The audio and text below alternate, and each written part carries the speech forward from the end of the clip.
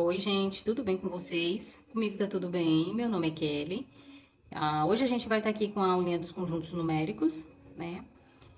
Para falar de conjunto, vamos primeiro conceituar, né? Conjunto, apenas conjunto. O que que é conjunto? Conjunto é um aglomerado de elementos, a reunião de elementos ou objetos, né? Pessoas que eu vou determinar dependendo da condição que eu vou impor, né? Então, quando eu reúno certos objetos, certos elementos que eu vou determinar, que eu vou dar uma condição, então ali eu estou formando um conjunto. Quando eu reúno, né, esses elementos, coisas, o que eu quiser determinar, tá bom? E dentro do conjunto, como é que a gente pode exemplificar o conjunto?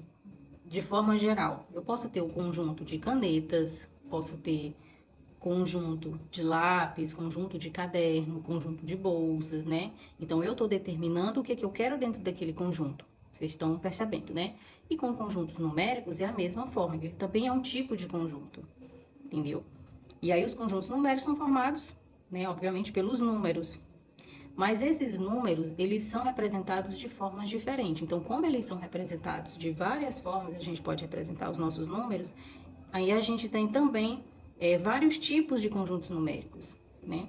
O primeiro, a gente vai estudar alguns deles, né? Que eles são formados pelos conjuntos, pelos números naturais, os conjuntos numéricos é formado pelos números naturais, pelo conjunto dos números inteiros, conjunto dos números racionais, irracionais, os reais, tem os complexos. Então, existem vários tipos de conjuntos numéricos. A gente vai se atentar aqui hoje a cinco tipos deles: os naturais, inteiros, racionais, irracionais e os reais, tá bom? Que são os mais usados na matemática e no nosso dia a dia também. Então, vamos aqui começar com os números naturais. Os naturais é aqueles números que a gente aprende lá no comecinho da nossa vida escolar, né? A gente tem aqui, ele é representado por esse Nzinho aqui, que vocês estão vendo aqui entre parênteses. E nos números naturais, ele começa a partir do zero, né? Os números naturais geral. O 0, 1, 2, 3, 4, 5, 6, 7, 8, ele não para no 9, porque os números são infinitos, e a reticência está aqui para mostrar que esse conjunto é formado por um conjunto de número infinito, né? Tá, então, essa é a representação dos números naturais, mas existe um subconjunto dos números naturais, que são os números naturais sem o zero. Então, ele é representado por esse asterisco. Tá? Quando você vê esse Nzinho com esse asterisco, então você já sabe que aqui dentro tem números naturais, mas o zero não pertence a esse conjunto. Tá ok? Então, os números naturais, é esses números que a gente usa no nosso dia a dia mesmo, né? Aqui, os números inteiros. Nos números inteiros, ele é representado pela letra Z. E o que são os números inteiros? Os números inteiros, eles surgiram pela nossa necessidade, né? Porque os conjuntos numéricos é o quê? É um sistema de contagem. E surgiu quando apareceu a necessidade de quê?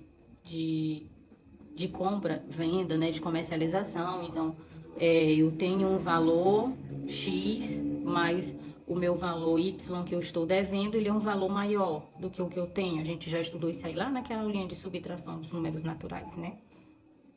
Números naturais, números inteiros e inteiros.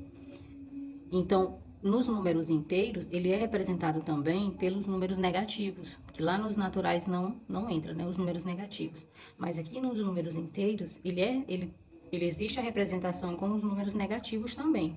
E os números negativos, como vocês veem, ele também inicia pela reticência, né, significando que eles são também infinitos. A gente não tem como determinar quem é o último número negativo, não tem como, assim como a gente também não tem como determinar quem é o último positivo, porque é infinito, o conjunto é de números infinitos, né? Então aqui só tem uma pequena parte da representação dos números inteiros, só para mostrar que vai entrar tanto os números negativos, o zero e os números positivos, ok? E aí no subconjunto dos números inteiros, a gente vai ter o inteiro, esse asterisco vocês já sabem, né? Representa o quê? Que aqui não temos o zero. Então, se a gente não tem um zero, então vamos ter todos os números negativos e positivos, com exceção do zero. E o zero é o elemento neutro, né? Nos inteiros, não negativos ou positivos, a gente vai ter a representação aqui muito parecida com a dos números naturais. A partir do zero, somente números positivos, né? Ou não negativos. No inteiro, no conjunto, no subconjunto dos números inteiros negativos, tá aqui a representação, né? Com sinalzinho de menos, a gente vai ter os números negativos, incluindo o zero. Como eu já disse, ele é um elemento neutro, então ele pode estar aqui no positivo, no negativo ele só não pode estar aqui, porque aqui está representando que o zero não entra nesse subconjunto, tá ok? Então, começa pela reticência, por quê? Porque os números são infinitos, então eu não tenho como determinar quem é o último aqui dos negativos, né? Assim como eu não tenho como determinar também quem é o último positivo aqui, tá bom? Agora a gente vai ver aqui os números racionais, né? Os números naturais, os inteiros e agora os números racionais. Os números racionais, ele é o quê? Ele é a representação da nossa fração, que a fração é representada dessa forma. A dividido por B, onde A vai ser o numerador e B o nosso denominador, tá bom? E o A, no numerador, ele vai ser um número inteiro qualquer. Então, ele pode ser 0, ele pode ser -1, ele vai ser qualquer número, tá? É um número inteiro qualquer. Então, qualquer número que eu colocar no meu numerador, vai estar correto. No denominador, que é representado pelo B, ele é um número inteiro também, mas ele tem que ser diferente de zero, porque é em forma de fração, né? O zero não pode ficar no denominador, tá bom? E aqui tem alguns exemplos de números racionais, que eles podem vir na forma de número decimal, na forma de número inteiro aqui, uma dízima periódica, né? E um decimal novamente. Então, a gente resolvendo isso aqui, transformando em fração 0,5, quando eu transformo um número decimal em fração? Isso aqui é o quê? Isso aqui é minha unidade, como a gente já viu lá nas aulas anteriores. E depois na minha vírgula vem o décimo. Então, aqui é a unidade e aqui meu décimo. Não é isso? Então, se eu tenho 5 décimos, como é que eu represento em forma de fração? Eu represento assim, 5 sobre 10. 10 por quê? Porque a minha base, na potência de 10, depois da vírgula, eu só tenho uma casa, então eu represento aqui com um zero, tá bom? Se você fizer essa divisão, 5 dividido por 10, você vai chegar no 0,5. Mas eu posso também reduzir ela mais um pouquinho, fazendo uma simplificação. Como é que eu simplifico? Para eu simplificar, eu divido meu numerador e meu denominador pelo mesmo número. Não pode ser que eu quero dividir por 5 e aqui por 2. E o que é a simplificação? É deixar um número mais reduzido, um número menor, não é isso? Então, se eu divido tudo por 5, isso aqui vai transformar 1 sobre 2, que é a mesma coisa de 1 meio, que é a mesma coisa de 0,5, tá certo? Então, se você resolver tanto essa divisão 5 por 10 como 1 dividido por 2, você vai chegar em 0,5, tá bom? Aqui o 3 é um número inteiro. Eu represento um número inteiro em forma de fração? Represento. Dessa forma, 3 sobre 1, não é isso? Quando eu tenho um número inteiro, aqui embaixo, se eu quero representar em fração, aqui eu sei que tem um 1, tá bom? E 3 dividido para 1 vai ser 3, não é isso? Então, é fração que ele se transforma em número inteiro. Um número inteiro que pode se transformar em fração. 0,333. Isso aqui se chama de dízima periódica, né? Isso aqui é uma dízima periódica. Como é que essa dízima é formada? Quando eu transformo numa fração, que essa fração vai ser 3 sobre 9, e essa divisão, ela fica nesse formato aqui de número decimal não exato, mas periódico. E por que periódico? Porque essa repetição de números a gente chama de período. Período, tá? Então, fazendo essa continha, vou fazer ela aqui do ladinho para vocês verem. 3 dividido para 9. Aqui eu tenho 3 unidades, dividindo para 9 eu não posso. Coloco um zero, eu transformo em 30 décimos, não é isso? E coloco o zero aqui com minha vírgula. 30 dividido para 9 vai dar 3. Eu vou fazer sem aqueles detalhes, vou fazer direto. 3 vezes 9 é 27, para 30, 3. Não é isso? A gente bota o 3 aqui e baixa o zero. 30 dividido para 9 vai dar 3 novamente. 3 vezes 9, 27, para 30, 3. Baixa o teu zero. Eu tô querendo que essa divisão se transforme, não. Eu quero que essa divisão chegue em resto zero, mas ela não vai, não tem como, porque isso aqui vai ser uma repetição. Sempre. Então, isso aqui, ó, 30 dividido por 9 vai dar 3. E infinitamente isso aqui vai se transformar em 0,3333. Então, essa repetição igual aqui, né, esses números iguais, ele se chama de período. Então, a dízima periódica, ele é um número decimal, não exato, mas ele tem um período, tá? Diferente lá dos números irracionais, que a gente vai ver também que é é um número decimal, é não exato, mas não existe esse período, ele é não periódico, tá bom? Então, essa dízima eu consigo transformar ela em fração. 1,5, como é que eu transformo em fração? Se eu tenho uma vírgula aqui, se eu quero que essa vírgula venha para cá, o que é que eu faço? Eu multiplico por 10. Então, aqui vai ficar 15 sobre 10. Se eu dividir 15 por 10, eu vou chegar em 1,5. Mas eu posso simplificar, como eu fiz nesse primeiro exemplo. E eu simplifico dividido pelo mesmo número, meu numerador e meu denominador. 15 dividido para 5 dá 3, 10 dividido para 5 vai dar 2, tá? Então, a simplificação, ela vai transformar em frações equivalentes. Então, eu dividindo isso aqui, ou eu dividindo essa fração aqui, eu vou chegar nesse resultado aqui, tá? Então, são números decimais que podem ser transformados em fração, ou ele pode vir em forma de fração. Então, todos aqui são números racionais, ok?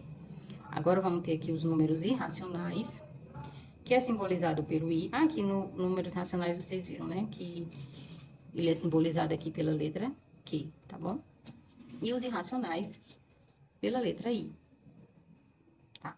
Então, aqui, ó, tenho aqui os exemplos. Já coloquei aqui o resultado para vocês verem. Raiz quadrada de 2, ele vai dar um número decimal, mas aqui, ó. Aqui eu não tenho um período.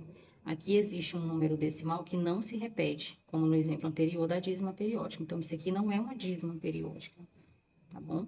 Então, por não ser dízima periódica, por não haver esse período, essa repetição, isso aqui é um número irracional. E até porque raiz quadrada de 2, ele vai dar um número não exato, um número decimal não exato.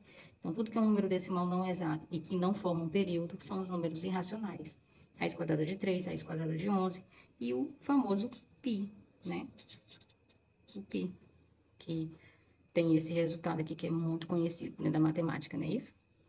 Então, tá aí, os números irracionais. Agora, vamos aqui para os números reais. Números reais. Os números reais é a união dos números o quê? Racionais e irracionais. Por que que a gente diz que é só dos números racionais e irracionais? Não fala nos naturais, nos inteiros, como eu coloquei aqui. Porque, assim, os números naturais estão aqui, né? A gente vai colocar os números naturais aqui. Aqui dentro vai estar o 0, 1, 2, 3, 4, todos aqueles números lá que a gente viu que formam os números naturais, não é isso? Infinito. Nos números inteiros, a gente já tem uma quantidade de números a mais, que temos, a gente tem os números positivos, do 0 até infinito, mas a gente vai ter também os números negativos, não é isso? Aqui dentro dos inteiros, tá? E os negativos, eles não entram aqui, certo? Ele faz parte apenas daqui, ó, dos inteiros, tá bom? Aqui dentro desse conjunto, a gente pode incluir os números racionais. São os números em forma de fração, os números decimais, mas tem também os números inteiros, né? A gente viu lá o número 3, lá no exemplo dos números racionais, se eu pego 3 dividido por 1, vai dar 3. Então, esse número inteiro, eu transformo ele em fração, né? E consigo um resultado que é um número inteiro e também é um número natural. Então, ele está aqui dentro, ó, dos naturais, dentro dos racionais está os números naturais e está os números inteiros. Os irracionais, como eles já são uns números bem diferentes, são números decimais, mas são não periódicos, não é isso? Então, eles não se encaixam em nenhuma dessas definições, eles vão estar aqui fora, os irracionais, tá bom? Aqui vai estar o conjunto dos números irracionais. E formando todos esses conjuntos, aqui, ó, a união dos conjuntos racionais, que está aqui, e dos irracionais, nós vamos ter os números reais, né? A união de todos esses conjuntos vai se chamar de números reais, tá ok? Aqui, ó. Deixa eu colocar aqui para vocês. Então, os números reais, aqui, ó, vou colocar aqui embaixo. Os números reais é igual ao conjunto dos números racionais, união dos irracionais. A união é o quê? Quando eu somo todos esses conjuntos, né? Então, aqui dentro vai estar os naturais, os inteiros, né? E aqui vão estar os irracionais. E todos eles formam os números reais, tá bom? Então, essa foi a nossa aulinha de conjuntos numéricos. Espero que tenham entendido. Se não tiver entendido, coloquem nos comentários qual foi a dúvida. Se querem algum outro exemplo, se ficaram em dúvida em algum exemplo, ou se tem algum aí para tirar a dúvida, pode mandar pra gente, tá bom? Pois se gostaram da aula, deixem seu like, inscrevam-se no canal, comentem, manda para aquele amiguinho, então compartilha com ele que também está precisando dessa aula, tá bom? Então, um abraço e até a próxima.